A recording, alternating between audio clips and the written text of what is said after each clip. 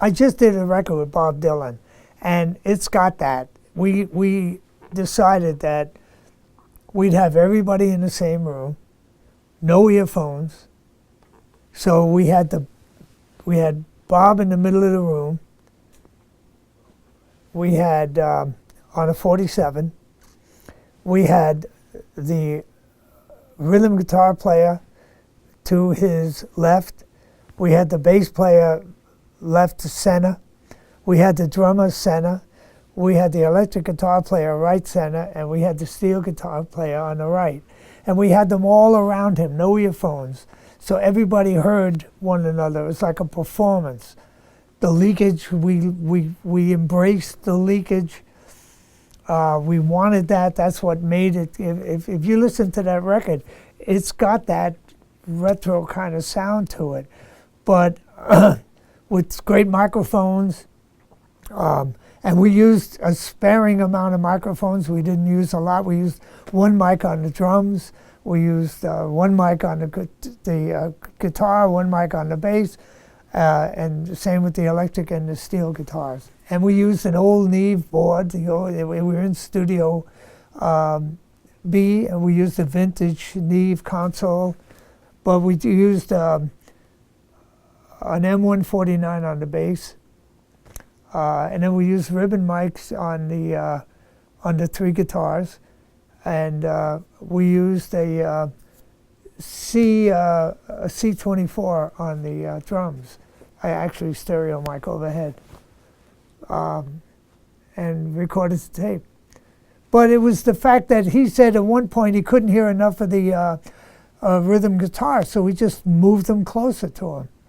So he got to them, put them in the right spot, and everything was fine. He could hear everybody in the balance. So it was comfortable. Everybody loved it. Everybody liked to work that way, and it's great. I had the mic on the bass low and about 5 feet away from him, so it wasn't something when Dylan was looking at it, he didn't see a microphone right in front of the bass. There was a mic in front of the acoustic guitar, the rhythm guitar, that he could see. And then we had a mic on him. And then I had a 49, an M49 in Omni, just off from him about this far to pick up room, a little ambience. It was about 2 feet from him. The rhythm guitar player was about 3-4 feet away. The bass player was maybe 5 feet away. The drummer was 5 feet away in the center. Then with the two guitars, the electric guitar, I had his amp at his back. So he was playing, but the amp was at his back, and I had the mic behind him so that Bob couldn't see the mic. So there was no microphone there, because he just didn't want to see a lot of microphones. And the same thing with the steel. And then on the steel guitar, he was doing some equalization and echo and all, and it was a little much, so I had him take all the echo off and all the EQ off, and I got a sound on it, and then I used a live chamber on it, so I got a more natural retro sound on the steel guitar.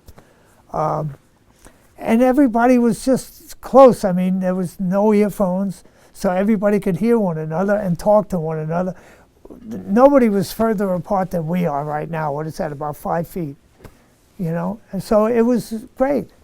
And then we had some horns.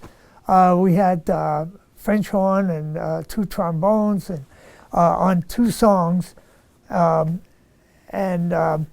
We had them in the booth, the little booth, but we had the doors wide open, so they played right into the room, so everybody could hear them in the room, and we would pick up the leakage.